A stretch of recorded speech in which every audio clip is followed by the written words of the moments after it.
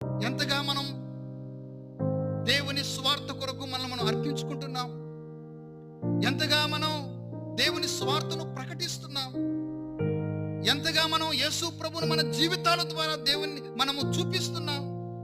మాటలతో చెప్పే సువార్త కన్నా మన జీవితం ద్వారా చూపించే సువార్త అది ఎంతో ప్రభావితమైనది.